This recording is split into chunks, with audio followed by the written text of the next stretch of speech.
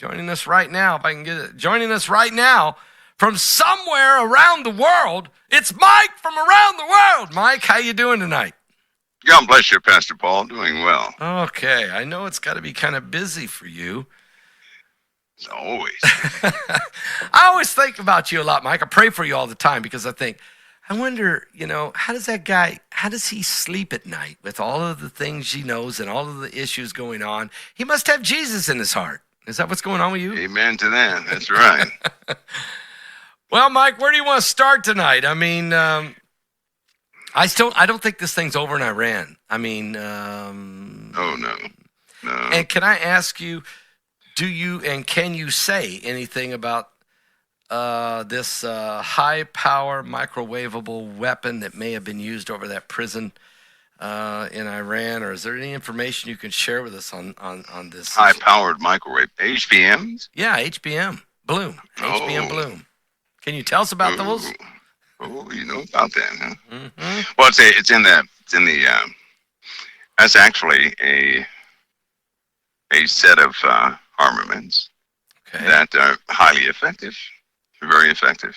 Essentially, they can eliminate gadgets, anything electronic, actually. Anything with electronics in it, it can cause it to be inert momentarily. Yeah.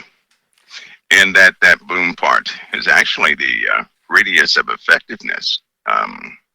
They can actually tune the effectiveness of that device. So that's in the mission versatility section of weaponry.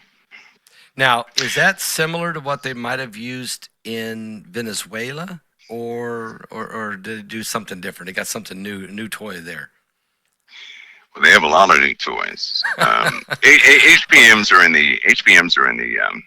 That's in the. I guess you could throw that in the laser field, because it's all in one big thing there. That's part of disabling the ISR intelligence, surveillance, and reconnaissance of another nation's efforts. So it's a disruptor.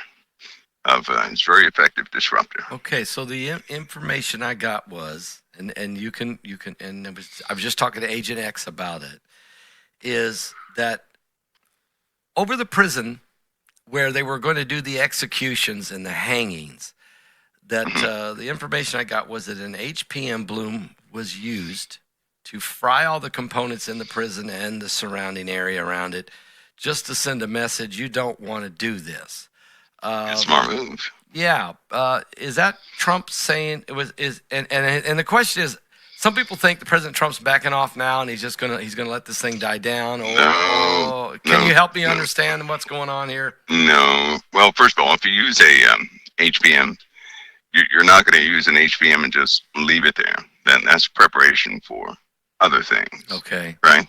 Mm-hmm. So it'll often be surrounded by accompanied activity globally somewhere. But no, he's not done with this.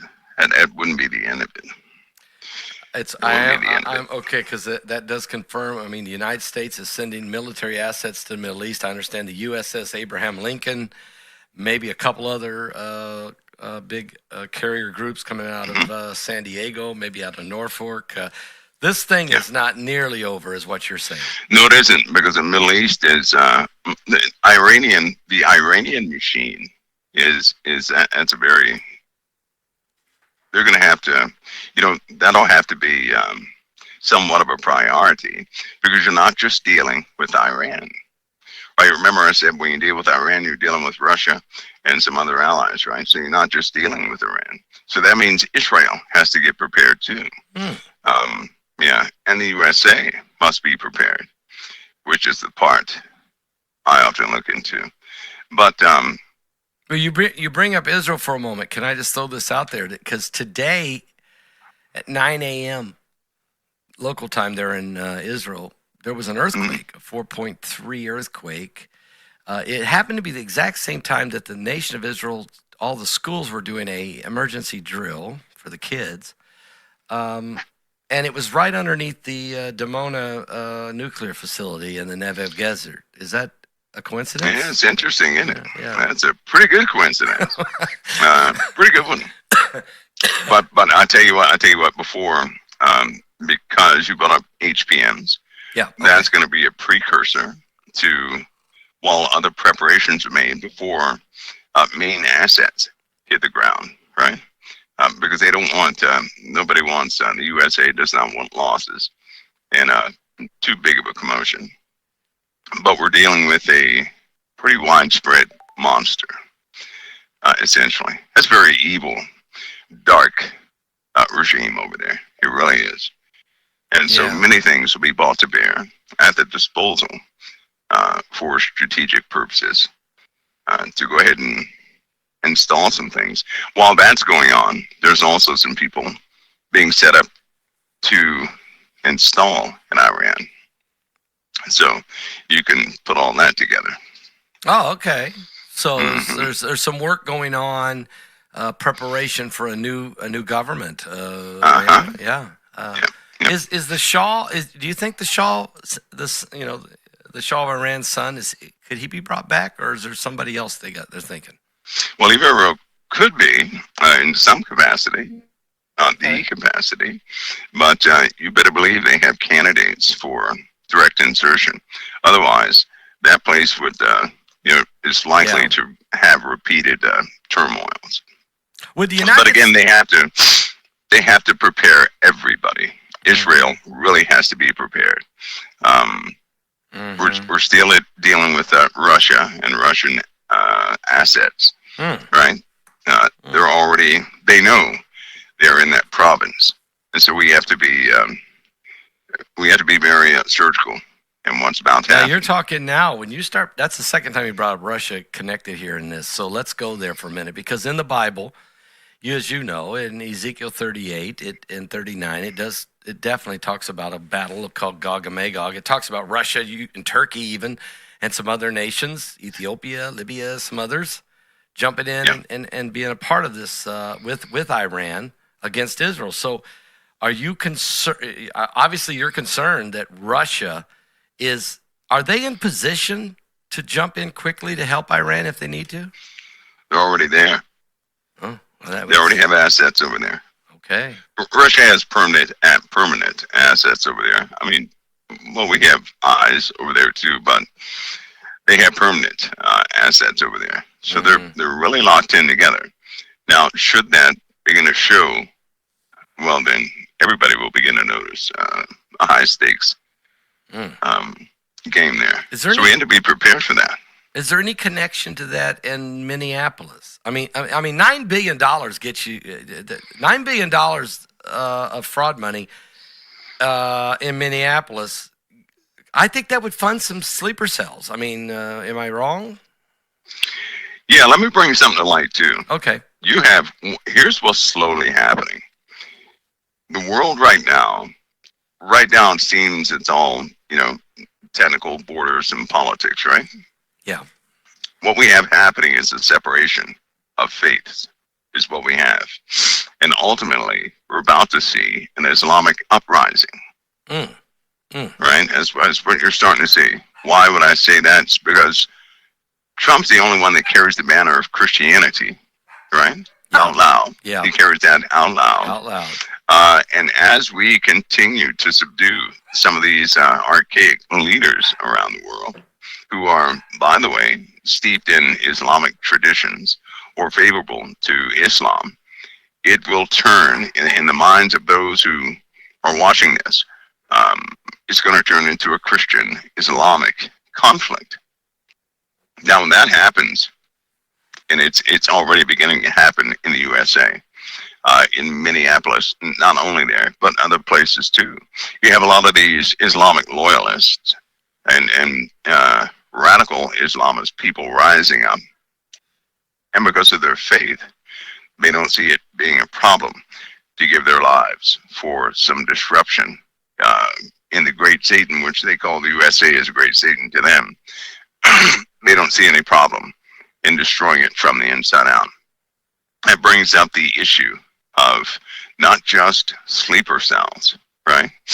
Not just them, but you're looking at an uncountable number of potential people who could really turn on citizens in this nation. Let me give you an example. The IRGC, they had mobilized 200,000 armed youth in less than 18 hours. Now, I can't give the dates or times of that, but it was very recent, right? To have that type of network to mobilize that many people, right? Young people is that in ready to die. Is that in their own country, No, Iran? Nope. No? Nope. That did not happen in Iran. And that's the problem. They mobilized them, confirmed that they were ready to go, and just they settled down, I guess. I'll just put it that way. But my point is, within a very short time span, they mobilized 200,000 armed youth. That's not good, right? No. Which means you have a lot of young people who are on social media who talk in various amounts of codes. That's why it's so difficult to pinpoint all these. You can get some of the known sleeper cells, but if you start running the numbers, you're looking at a percentage of our population being counted upon that number of sleeper cells, which means they are everywhere. And that's part of what I have to do. The analysis that I'm looking at right now is some of the threats that we face from those numbers inside this nation, inside Europe, inside the UK, and other allied nations. So do you, obviously you do a lot of things, but so you're analyzing the potential sleeper cell capability and mobilization of radicalized youth in America. I mean, is it growing? Is it still growing? Yes, it is. It's growing by leaps and bounds. Unfortunately, morality has a lot to do with this, and all components are playing their part.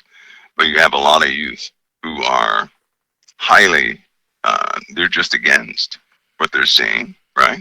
That number's growing every day. And as a potential of those youth that are in a specific category, they could easily be turned, right? Easily be turned. So that's what we're looking at. There's so many threats facing this world that President Trump has to be precise in both defense of the USA and offensive tactics. They have to be employed very surgically, like Venezuela and other places that are on the list. Is it because, okay, so you have the radical Islamic groups, but then you have the drug lord, drug cartel, gang activity, which is not as much ideology, is it? I mean, it's more... Not yet. It wasn't, but somehow, Pascal, it's changing. Really? That's the problem. The whole thing is changing. It used to be money, right? It used to be about money and territory. Yeah. But now everything is changing. Why? Because it's known that America's a Christian nation again, right? And so that's being brought up more and more. Now, when the language changes, communications change between people, and they'll start mentioning, that Christian word over and over again. Before you know it, they have adopted that subconsciously in their minds, and it will pop out as, it'll be a hatred against the Christian nations. And so Islam is naturally going to come into the picture in their minds. So it will turn into a faith war is the problem. That's the one thing everybody attempts to avoid is a faith war. You cannot find a faith war. Want that. You can't do that. No. But it's slowly but surely turning into a faith war. Wow. Mike, we just had a 6.0 earthquake just hit very shallow off the coast of Oregon. It was only 7.1 kilometers deep, and I'm looking at it right now. Ooh, that's the area I told people they better wake up to that area. There are problems out there. I said that yesterday, actually. Did you? Is that the Seamont? Is that the Seamont underwater Yeah, volcano? yeah. There's lots of activity down there. The ground is actually beginning to shift, and there are new detections out there. So it's doing its thing. This just happened, folks. It just hit. Matter of fact, right after it hit, there was a 3.4. It hit Morongo Valley, California, which is just below there, probably, I don't know, a couple 100 miles, or maybe a little further, but not a whole lot further, 200-300 miles, but right on the same fault line. But the Cascadia subduction zone, this thing hit right in the Cascadia subduction zone, but it's right. Looks like it's right on that volcano. 6.0. Yeah. That entire area. You know, we're going to continue to have these continental shifts, pressure on just about all the fault lines as we continue to go through this. So no one should forget we're in a very volatile cycle. It's going to get a lot worse. Everybody should prepare for flooding and fire. They really should prepare for flooding and fire. I mean, isn't that kind of crazy? Flooding and fire. I mean, but Yep. they go to hand in hand in this magma rising, this volcanism world we're in, right? Yeah. And then you add to that pop shots with a new war. Well, we've got it. I know that. Here's what keeps me up at night, Pascal. Is you have America as a big military machine, right? Yep. And other nations, you know, they have their thing too. Maybe not as advanced, but biblically, you know, by the word of God, we know exactly what takes place. And we know that somehow, some way, it's going to end up just like the Bible says, right? What keeps me up is what happened that, number one, Israel had no one to protect it, right? We are the ones who protect Israel. Yes, that's right. What happens that in prophecy, we did not protect Israel for 3.5 years. Yeah, I mean, it says that the That Gentiles. keeps me up at night. Yeah, 3.5 years that the Gentiles, Jerusalem is trampled underfoot by the Gentiles. 3.5 years. I mean, it's 42 months. 42 months. That's right. Yeah. Yeah. In the book of Daniel, I mean, you see all those who have indignation against the Holy Covenant go in and set up the abomination of desolation. So no one protects her during that time. That's right. And if the USA was in the shape it's in right now, nobody would go into Israel and succeed. No, So what nobody happens? will. Something. What happens corruption. between now and that time? Well, then right? some kind of corrupt leadership takes over our government, or our government folds into a new world order. It's. Well, I tell you what, I've said this a long time ago. I'm going to stay with this thought, but something tied America's hands. And what do we see happening right now?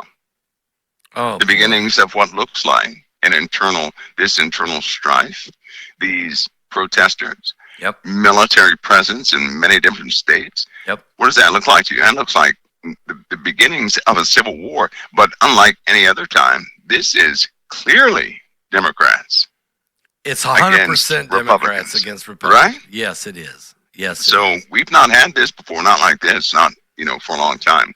And now we have a set of new policies that will come out and executive orders dealing with the military on American soil, right? Yeah. Yeah. So here we go. And Well, that's the president. rolling. That's not going to stop rolling. That's right. The president said today, the Insurrection Act. He's thinking about using it. It hasn't been used since. I mean, well, it was used back not long ago. I guess Eisenhower did it, and I think even George H.W. Bush did it. But back, the Supreme Court ruled that the president has that power in 1827. The thing is, you don't ever want to use it. I mean, never, unless you absolutely have to. The fact that he's talking about using it, the fact that this mayor in Minneapolis, Jacob Fry, I mean, this guy is not the sharpest tool in the shed. I'm sorry, he's just not.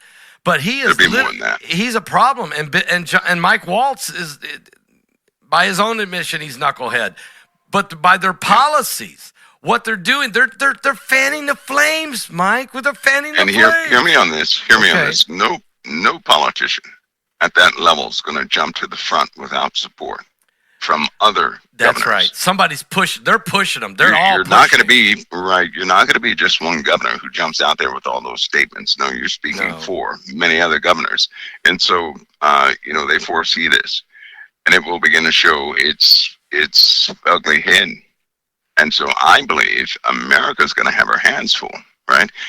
Right now, look at what's happening. The realistic picture of what's happening. I know people like success stories. That's great. Look at what's happening. We are in the eyes, not in American eyes, not with the eye of necessity. But if we were foreigners, we would look at the USA and say, the USA is taking everything. That's what we would say. Right? Yeah. So that's how we're seen. Now, you don't think that if we had some sort of distraction internally, that all these other nations wouldn't take advantage of us? And we have allies, right? We have allies that seem loyal right now. So let's face a truth. The only reason they're loyal is because you can't do anything. That's exactly right. They're not really loyal. They're just, they don't feel like they have a choice. And when you're dealing with people like that, the moment they feel that somebody else is going to make a move, they will swap their support. Yeah, they will. And join in with those who come against us. Right? Yep. So this is what we're facing, and it's slowly forming. Mm-hmm. It is slowly forming. Yes, we have weaponry.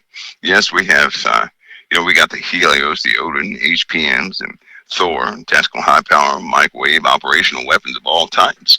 But these things are going to be nothing in the face of, a big portion of the global populace against the USA. Well, they can plant sleeper cells in the country, but they can also put people in position in that's already happened. Yeah, high-tech level. I mean, where they can that's already happened. They can push the button, you know what I'm saying, Pastor, on us. They have ongoing surveys right now. Yeah. Most of your gas stations, most of critical infrastructure, right, is owned and operated by foreigners. Yeah, I know. That hardly speak English. I know. So That's you scary. just think about that. Where people always look for the big things. Suppose they just shut down all the gas pumps. We'd be in trouble. We'd be in it'd be chaos. Chaos. That's right. All these tiny convenience stores, and you would think, oh, that wouldn't do anything. Yes, it would. Oh, yes, it would. Yeah, That would stall us enough to get other things moving within us. So all these things have to be foreseen. Some simulation has to be run just in case they happen. And you have to see what the potential casualty count is, this, that, and the other. And this is every day. So we have these building threats, which is why President Trump wants the Golden Dome. He already said he wants this to be the golden era, right? Right. He will press for that. And the only way to get that done is to get rid of tyrants. You cannot have all these tyrants out there. And everything has to be surveilled. Unfortunately, that's the only way that's going to happen. Everything has to be surveilled. Everything has to be surveilled. And I guarantee in the next year, most people they won't really know they're doing it, but they'll get behind that idea. There's going to be a necessity where people will say, hey, first of all, we need something different than passwords for our computer. We need something that works better than biometrics. Wow. Because a cyber assault is coming. Works better than biometrics. What could that be? Your DNA. Okay. Biometrics that's external, right? Okay. That's external. Through the because of AI, there are different methods of identification. Let me give an example. Right now, a camera can see a woman walking and just see the top of her head and her hair swaying. Do you not know that woman can be identified by the way her hair swings at any given What? day? Wait a minute. Whoa. By the way her hair sways? That's right. Not her walk, her gait, or my walk. That's right. No, It used to be her walk. It used to be, right, the 3,000 points of the bone structure identification. No, AI is so good right now. It can extract, it can quantify just about anything, and that's part of the power of AI. To quantify means make anything mathematical, and it can extract, that familiar, whatever they're familiar with, mathematically. It can extract that by running trillions of simulations per second to see who it is. Don't let me lose track of this 6.0 earthquake at Oregon, folks, because I'm going to be asking Mike a question about it. But meanwhile, go back to this. So in other words, the swaying of your hair, the head as it moves, and it's so fine. You're saying that every fraction of an inch of movement is being calculated by this thing. It can be captured, simulated. Probabilities, or there's going to have a numerical digit that will come out saying that, the probability of this being that person. Run a simulation. It'll run every simulation. And by that's how it can come out with the exact identification. Wow. So that's happening right now, right? Now, one of the major things, and as people are, there's an active picture. But here's the worst part. Your picture, my picture, anybody else's picture, can be assembled, not from a camera, right? But from where you've been. Wait a minute. What do you mean? You mean after I've been somewhere and left? Your body. My energy? Your body, your voice, right? Yeah. Your wherever you've been, whatever you touched, you're leaving fingerprints all around you. Okay. Right? That only you can leave. Do you not know that AI can assemble that information into an identity? That's pretty remarkable. That's really remarkable, really. I told you about the experiment that took place in 2024, right? The demonstration that took place in 2024. I don't think so. Okay. People were sitting out there. This guy was talking, and folks were in a different room from all the AI stuff. But they were making noises and, responding and this and the other. Do you not know that, to make this short, that AI assembled a real-time video of exactly how everything looked by sound waves? That was a demonstration. So by small noises, small movements, right, all that, it emulated a real-time picture of that group inside the building. Right? Now, here's the worst part. They did not know this was going to happen. This was not part of the demonstration. It hacked all their cell phones. It utilized their cell phones' acoustic abilities, like speakers and microphones, to capture sound data. It took that sound data and created an image, right? It gathered temperatures and all the data points it could gather to come up with colors for their clothing, everything, how things rub, and it cross-checked everything. It did that perfectly. And we're talking about a video, right? A video of moving people. That was just astounding. But that was back at the beginning of 2024.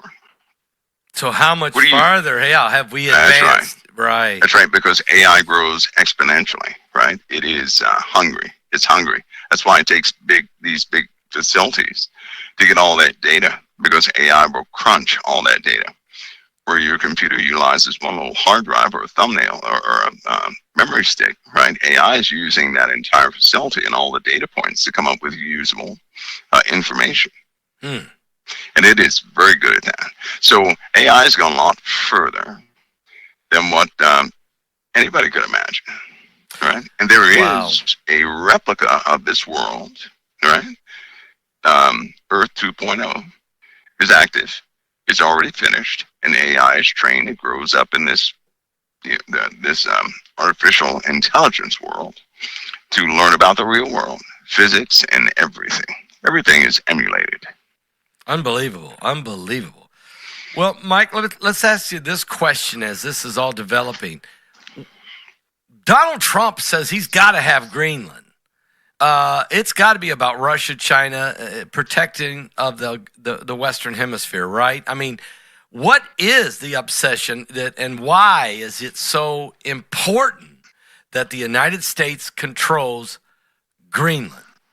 Well, if we don't have Greenland, right, how can we truly cover the North Atlantic? That's like a corridor, right, to us, right?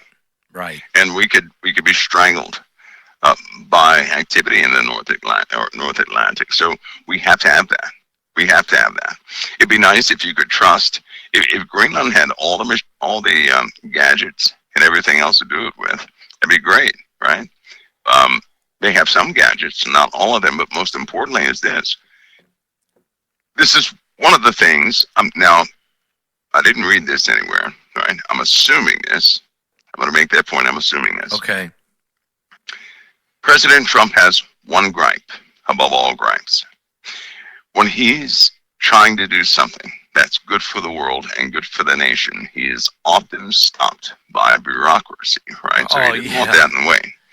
So what he wants to do is consolidate certain channels that if anything critical is needed, he will not have anybody who can stall it, because he's ran into people who purposely stall things that hurt good people.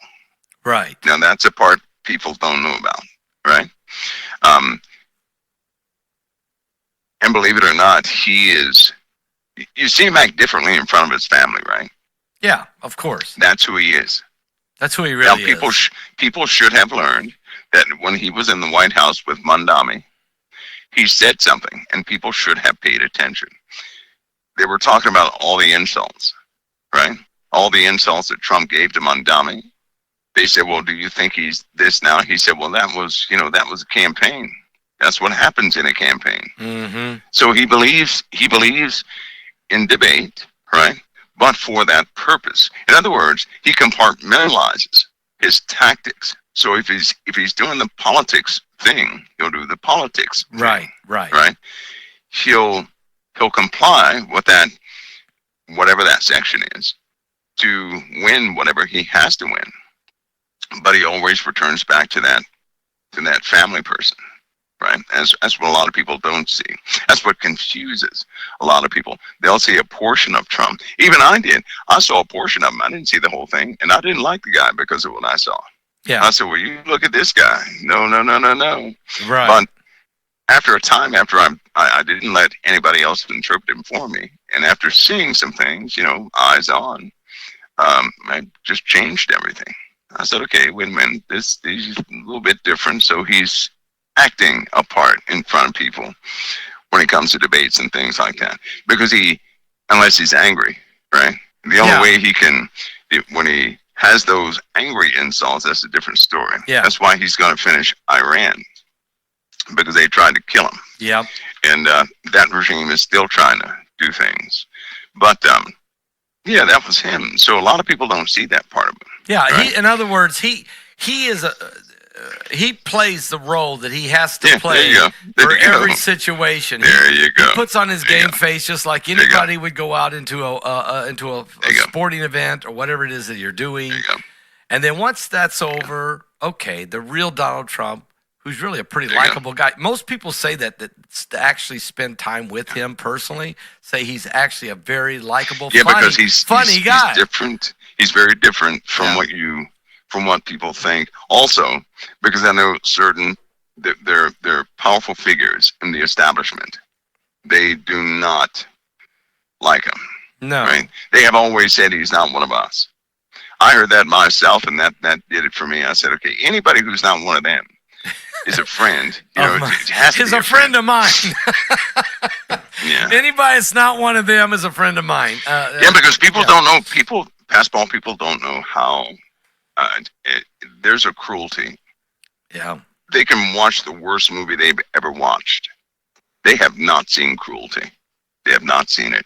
I think half the people would be in shock to see the cruelty involved in these levels. By the way, though, that's having said all that, security is a big deal for the USA and Greenland. And so Greenland is a strategic area that we have to be able to personally cover. We cannot put certain surveillance devices, so to speak, in Greenland. Under Greenland's authority, we can't do that. We have to have complete objectable authority over what we place there so that we can't full security. It'll happen. The world right now is positioning, right? We have to get these defense corridors up as soon as possible. I mean, like right now, because what I said last week, I believe that wholeheartedly. Yeah. All right, Mike, let's talk. Let's go back to this earthquake because it is interesting. It's 6.0 right there in the Cascadia subduction zone, right where the seamount axle volcano. It's a under ocean volcano that it had been raising so unbelievably. Mike, are you concerned this thing will blow? And if it does, could it do some serious damage to the northwest corner of the United States? Well, ironically, I'm not worried about the damage it can do directly. Okay, right? That's good. That doesn't worry me. What worries me is the instabilities it can cause further south, right? Okay. That worries me. Okay. That worries me. You mean like California and further? Yes. Anything near that subduction zone. Okay. Is just not good. That's not good, right? Because California's fault lines are always moving. They don't need a catalyst. If they get a catalyst or something that makes it move, more aggressively, that shaking is going to last for a long time, for quite some time. Can you imagine having an earthquake that lasts 14 minutes? That's insane. No. Well, no. Yeah, it's got a lot of back pressure, has a lot of room to move.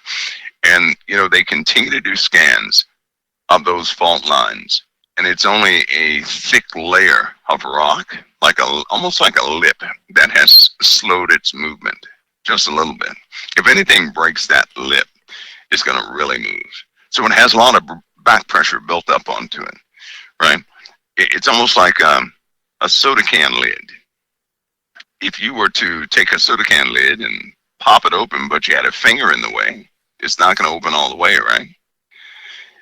And you keep pulling it and your finger is still in the way, it's still not going to move because your other finger's holding the cap down. But if you all of a sudden move your other finger out of the way, that top's going to fly up to your ceiling, all right? And then everything comes down. Well, in that case, you have a lip of rock. And if anything disturbs that rock, it's going to lose its integrity. It will start to fracture. And then we're going to have a lot of movement of the ground just come up out of nowhere. Now, BP Earthwatch just in the chat room just said that one buoy is moving. He's watching the buoys. That means, I don't know if that means we got a tsunami issue or not, but, something to watch, I suppose. So you're saying the pressure from that, it's down the line. It's huge. In other words, it's not just right there. It's not centrally located. The effect of this thing. Is that what I'm hearing you say? Yeah. It'll be like a domino effect, right? You have that one place pressure's relieved in Northern California, near Oregon, right? But then further down south, all that land is going to shift. And when it shifts, you're going to have the ground is going to separate from that lip, allowing all that pressure release. San Francisco, is that a concern in this thing? Yes. Oh, yes. Because you're looking at far down south. And by the way, if that happens, the Coast Guard, there's no way the Coast Guard's plate is going to stay where it is. There's just no way. Because if that cap is gone, well, then goodbye, everything else. So the cap is the seamount axle. Is that, the axle seamount? That's axial seamount. Yeah. That's the cap. That goes past ball, you're losing stability in the Pacific. If that goes, the fault lines are already backed up. They should have gone a long time ago. It's too much pressure underneath there. The magma is flowing like never before. They keep taking aerial pictures of a lit up seafloor at different times of the year, right? That's magma right underneath the ice, right? The infrared is showing this pretty good. Wow. They have blotted out most of the features. Some of the features that people used to track, they cannot find them on Google Earth anymore. They have blurred all those things out. Nobody's allowed to see those anymore. because of the deformation that's taking place. You're saying they're hiding it? They're hiding the Google Earth of course they are. Because that would create panic? Is that what you're saying? Yes, it would. Because, well, people would jump the gun. Here's the bad part. It's a double-edged sword, really. Okay. If they saw it, right, then, they may say, hey, this is imminent, and may make a big deal of it, but it may be another year before something happens, right? But then again, it could be, a couple days, but nobody knows. And so to avoid all of that, they blur it out. So nobody can get that, attribute that to them. They're not going to spread that all over the internet because it's blurred out. They would would they rather not say anything and let it happen? There you go. Yeah. Yeah, because it may be premature. And that's the bad part about geology is you can see something that could be imminent, but it may be another 10 years before anything happens, right? That's so true. The other part of that is it could be immediate. So, but because they don't know, they don't want to panic people prematurely. That would that could prematurely destroy things, right? California is going to have a big enough scare this year anyway. They don't need any additional What do you scares. mean they're going to have a big enough scare this year? The smells. There will be a gas release. They will start to smell the gas, and this is part of the process. Of, methane? Is it methane? What's going to change everything? Methane or no? They already smell methane. They should in certain places, but they're going to have worse gases that start to come up, right? And people will it'll stink. People will smell it. Animals will, no doubt, start to vacate that area. Different things like that will begin to happen. Is this one of the we have massive internal changes in the Earth, Fastball, and everything else is taking attention away from geology, but geology is really going to bite us this year. So California, and so in your opinion, we're going to smell some stuff. We're going to be getting some gas releases in California, quite significant. Yeah. Is it dangerous? What's going to happen here? Well, yeah, if you're right there at it, yeah, sure it will. Sure it will be. But it's going to cause a scare more than anything, right? Just a scare, but the real event will be coming. It's inevitable. Yeah, it's inevitable. Yeah. Well, nobody knows if it's going to happen this year. I know they're going to have a scare. Now, could that be followed by a major event? Sure, it could. Yeah, I'm not in control of that. Right, but, right. I do know that based on the structure of the Pacific right now, it will begin to release gases. Okay, so as these things are developing, Mike, on the Earth, and you talk about fire and water, let's talk about that a little bit. Yeah. Where do you see fire, and is it going to be in the same area, fire and water, or just globally there's going to be some fire and water? It'll be same area. The weather itself is going to take, it's going to increase as far as its ability to dump moisture, right? Think about it. Think about stalled storms. A storm that just simply is stalled. That's how you get a rain bomb. We're going to see a lot of that. So Texas also prepare for that big time. All those coastal, states, they need to prepare for that. Texas, I'm writing it down. California should prepare for that. The East Coast, they need to prepare for that. There's going to be the jet stream is going to do something quite wicked. The instability in the jet stream, as far as the deviation from where it used to be, is it's incredible. Because normally it has more stability than what it does now. It is shifting too much. The axis of the Earth, this year they believe, not me, they believe, that the Earth is rotating like a spinning top, right? Mm-hmm. When a spinning top begins to slow down, it wobbles, right? Mm-hmm. Now they think that wobble, we could hit a few significant wobbles this year. Significant wobbles. If that happens, it'll offset everything, right? It'll offset everything. And when that takes place, our weather patterns are going to change drastically. I mean, drastically. So forget about, the 4 seasons. We're going to see some drastic changes. Wind speeds are building up. They're going to continue to build up, right? And build up and build up and build up. Because our upper atmosphere has notable higher densities than ever before. That means extra heat up way up there. It also means moisture potential is going to be held, dropped all over the place. It'll be like a atmospheric river across the entire USA. Think of that. That would be a massive monster storm. Yep, just think of that. Now, we already had, here's something funny. About 6 times we've had a storm that covered the entirety of the USA. Yesterday, we had a high pressure system that covered the entirety of the USA. We also had a low pressure system that covered the entirety of the USA, right? So we had a high on the west coast. We had a low on the east coast, you could say. Yeah. Covering the entire USA. Now, I've not seen that before.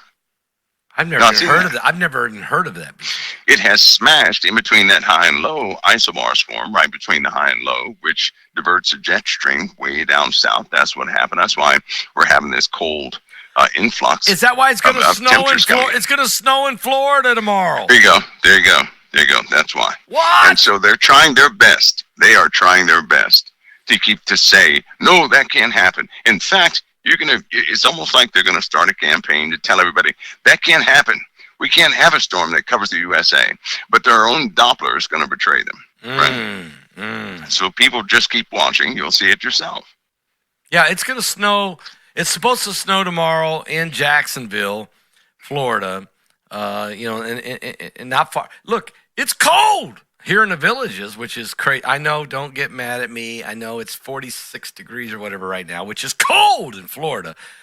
But it's kind of crazy because in New York, it was a high of 45. I mean, so that's what you're saying. High pressure in the west, low pressure in the east, and then it is doing some kind of a combination. Yeah, it's altered the jet stream. Yeah, it's changed. It brings that jet stream all the way down to Florida, which means it'll bring Arctic temperatures down from Canada right through the USA to Florida and back up again. Yeah. But that's a very extreme dip. It's a very extreme dip. It is extreme. And so this summer, we're going to see those extremes. Now, just imagine in the middle of summer, if we get a cold front that drops from Canada, right? Number one, it's going to dry out Canada. Fires are going to be uncontrollable. That's number one. Number two, it's going to cause an atmospheric river to form in the Gulf states, right? And the East Coast is going to get very soggy. People should get ready because with a lot of moisture and humidity, or a lot of storms, forget about humidity, that will eventually cause mildew. And black mold is going to have the highest potential to spread this year than at any other time. That's bad. Okay? So, because last year, it was already on trees. Hear me on this. Out in the middle of the woods, black mold was covering trees. That's really bad. And humidity was not high. So think about that. How did it happen? I mean, how do you get mold? Conditions.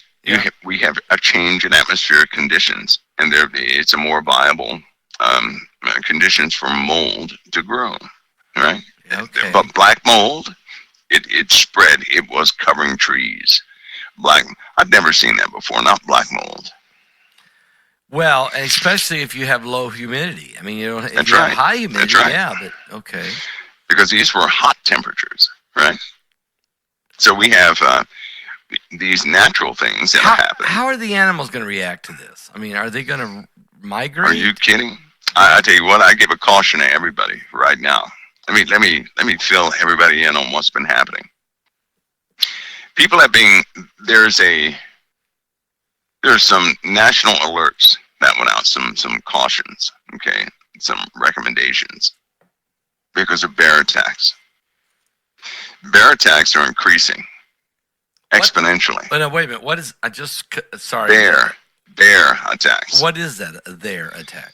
Bear. Oh, bears. Bears. Yeah, bears are attacking human beings. Okay. Right? Yep. Attacking them.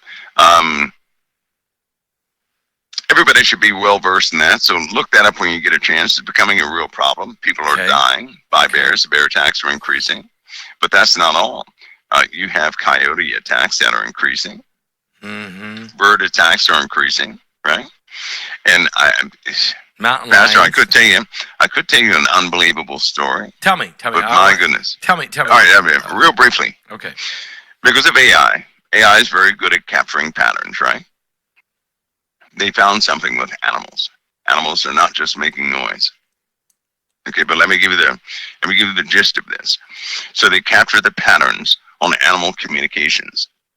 And for example, with a specific person, animals make a specific noise. Now they thought that was just identifying as, maybe a human being, right? But they found that when a different person came by, it was a different noise. Then they found out something else. What? They took some animals, found some people, they had them around people, and the animals made a specific noise for each person, right? They took those same animals, sent them all the way across the USA, and they had children. The animals had little babies. Okay. I think was it 9 months later, they took those babies back to the East Coast, put them around these same people, and those little babies made the same noises.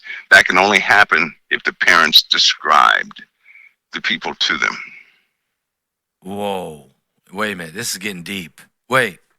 You're saying that so the big animals heard the people, saw the people, made certain kind of noise because there were certain kind of people.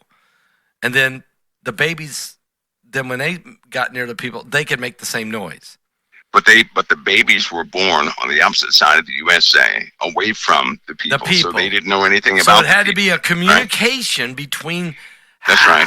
The parents had to describe the people to the children, is my point. The parent animals had to describe. Now, they found this to be true with crows, especially. There's been a lot of studies with crows. Crows know exactly who you are, who your wife is, your children are, and they know what types of people you are. I always dealt with these crows in Indiana, let me just say. And me and Heidi would talk about that, say, sometimes these crows would be mean, okay? It's like, whoa, and then they come back. And I wondered sometimes, because they describe, if you're mean to a crow. I'm not being right? mean, I'm not being, I mean, being mean to me. But I'm just saying, yeah, okay. If anybody is mean to a crow, okay, right, a crow, first of all, a crow knows your posture and what it means. If you carry a broomstick to sweep something, they know if you're going to sweep. If you carry it in your posture a specific way and you're going to hit something, they already know you as a bad human, right? Now they're going to go out and teach all the crows you're a bad human, just you, right? They already got everybody else pegged. They likely know the entire population. As it turns out, the bird brain, right? In the bird brain are tightly packed neurons like nobody has ever seen before, which makes them on the order smarter than your dogs and your cats and any other pet you would have in the home. So it put them very close to a dolphin. How about that? Well, they know garbage. Somebody just made a comment, and this is true. Someone made a comment in the chat room that the crows know garbage day. That I can promise you is the truth. And crows in the cornfields, when I, of course, in the cornfields of Indiana, they seem to know, like, when there was going to be the harvest, okay? It's like they knew. Yeah, they do know. They're very, very intelligent. They do know, and they teach their children very, very intimate descriptions. If you went out and got one contact lens, right? Just one, a different color, and one of the crows saw your eyes, they would describe that, right? You come around 2 days later without the contact lens, they would look at you and say, well, you didn't have the contact in. You come back with that contact lens in, they're going to start tweaking the same pattern. There he is. They're going to identify you. Crows mourn for their dead. They will gather around a dead crow and stand in silence. And look at the crow. Right? They mourn the dead. They have a specific pattern of sounds for mourning. Right? They also educate each other. They know how that crow died. They will investigate. They found that to be true too. Wow. Because they set out a crow that was actually killed by a weapon. And they have a specific sound for a gun. And well, they have quite a few because it's different guns. They identified that. This goes on and on and on and on. So their society is, you could say, is almost as complex as ours. The problem is we never knew that they were communicating this way. No, And we here's didn't the have a other clue. problem. Here's the other problem, right? All the other animals are communicating just like the crows. They know exactly what we do every single day, especially squirrels, right? Squirrels know us more intimately than a crow ever could. That's why that's why these squirrels that play out in the yard here and outside my window here, they know when I'm coming to work. Matter of fact, we know a dog watches everything we do. I mean, they know us. Like, are you serious? I mean, Bobo, my dog, she knows exactly what I'm going to do. As a matter of fact, she'll go to my desk before I can get there. She'll be sitting there waiting. Like, hey, it's time for you to be at the desk. Get your coffee. Go ahead. Yep. I'm waiting. It's crazy. The last thing I was going to say is this, Basketball. Yeah. Somehow the animals know every disaster before it ever takes place.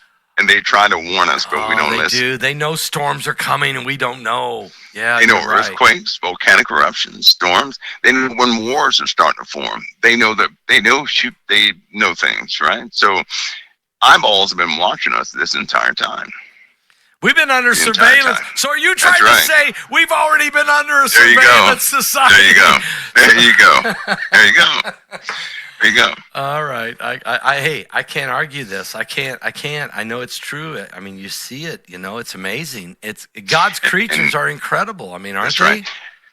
Now you have these attacks of bears and some other animals. Yeah. But I will say this. I know that these animals do not randomly attack just anybody. No. They are attacking. The attacks are on the rise. Yeah. But it's almost like they're picking and choosing who they attack. Now they're not going to acknowledge that, right? That's something a person can acknowledge or not. Right. But I've never heard of a real Christ believing individual being attacked. I've never heard of that. Yeah, you're right. I comb statistics, and there are some things, a person who really believes in Christ, really believes, I've never seen them undergo certain things ever in the world, right? From car accidents to all sorts of things. When they do undergo something, it ends up saving somebody else's life in their lifetime. In other words, if a Christian goes through something, it impacts other people greatly. Greatly, to the point where they give their lives to Christ. So something different is happening to believers versus non-believers.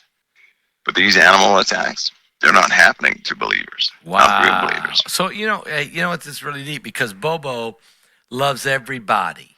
She loves everybody but one UPS driver.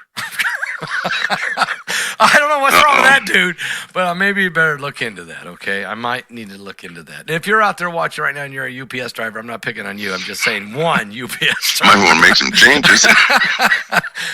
Mike, thank you so much for tonight. It's been a very fascinating show. It's been a very educational show, very, very spiritually enlightening and uplifting.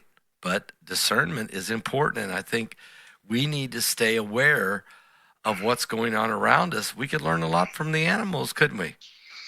That's right. Yeah, we absolutely could. And prophecy is not going to fail. No, it won't. You could count on prophecy. You can't stop prophecy. It's coming to pass. So, Amen. Mike, thank you again. Thank you so much for being a part of tonight's show, but not only tonight's show, but all the time you come. And of course, I got to interview you for the webinar. I hope Monday's a good day for you. I don't know. Should I have Heidi contact you? No. Let's see. Monday. What day is Monday? Let me see. Yeah, have Heidi contact me. Okay. We'll have set Heidi that contact up. me. Okay. Perfect. Yeah. Mike. And oh, by the way, I did hear the tail end of Agent X. I'm going to take a guess, so he can tell you. But it sounds like he's well versed in irregular warfare curriculum. That's just a guess. I think your guess is pretty good. Okay. I think it's pretty good. All right. I'll see you, Mike. God bless you. All right, baseball. God bless you.